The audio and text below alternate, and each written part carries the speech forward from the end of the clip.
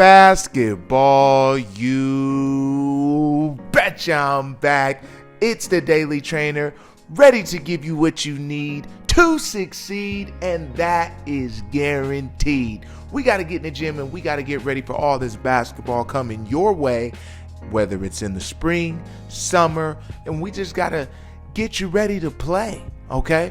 And if not, if you're training just to understand the game of basketball and be good at basketball, then I'm here and ready for you to do that as well. So let's get started. We're going to start right away with our ball circles. We're going to wrap it around our head. We're going to wrap it around our waist. We're going to wrap it around our legs. Then we're going to get into a split stance, and we are going to wrap it around our legs single or individually. Right, we're going to go forward, then we're going to reverse it back through, and we're going to go through it also where we alternate each one. Okay, so you're going to do that 3 times, 10 times each.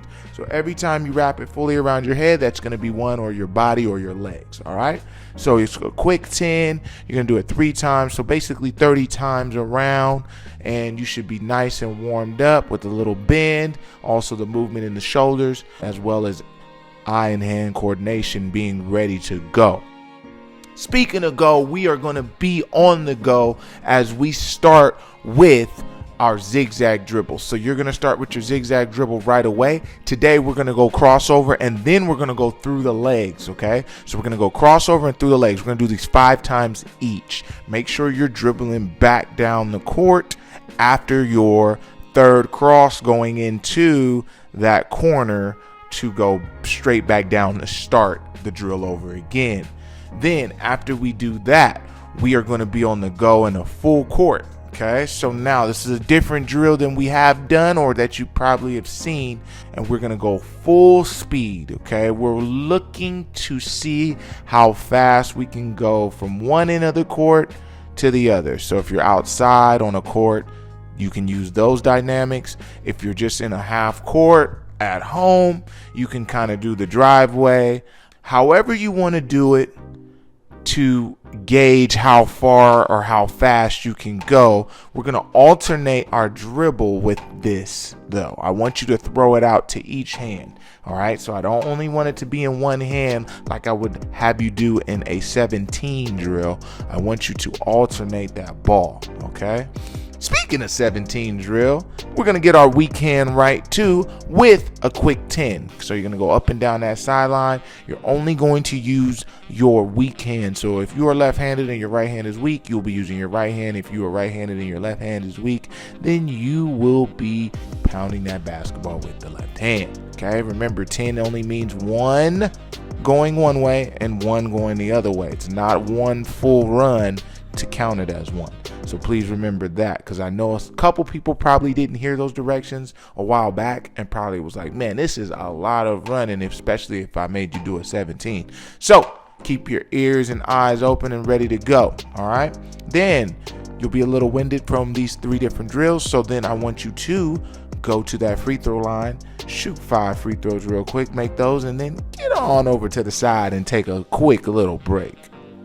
Now we're going to attack that rim a little bit from the top, okay, using our different moves. We got our in and out, okay, we got our hesitation, and we're going to do this with that help defender down by the elbow. So we're coming from the top, boom, making one move, then making another move on that second defender. The different moves that we will show you here will be the in and out, hesitation, it'll be a crossover, in and out.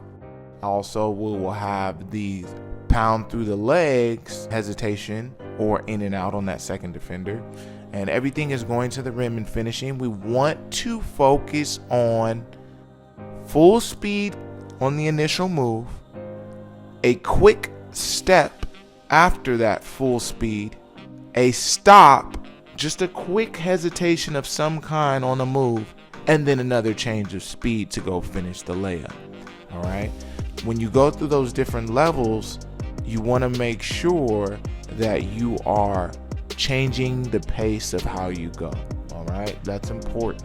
So please remember that when doing the drill. We're going to do each move 5 times each. So whether you make or miss the layup, you're going to do it 5 times each. All right. Then what I want from you is I want to see our drill where we dribble from the baseline and then we work our moves going to the basket opposite. All right, so you're going to come on one side of the floor, pound dribble it, make a move, and then go finish the left side. And then you're going to be on the opposite side, same thing, pound dribble, make a move, then we're going to go to the right side. All right, so I want to see those. That's also going to be 5 times each, 2 moves each. Okay, so we're going to go 10 times total, whether you make or miss the layup. I'm okay with that. Then what I want is I would like our shooting to start, and we're going to do that with around the world. Okay, so you're going to do the around the world. You're going to go 2 times. Okay, you're going to make 3 at each spot on around the world. You don't have to switch them, just got to make shots. Okay, and then that's going to get us warmed up and ready to go for the shooting drills that we have coming up here.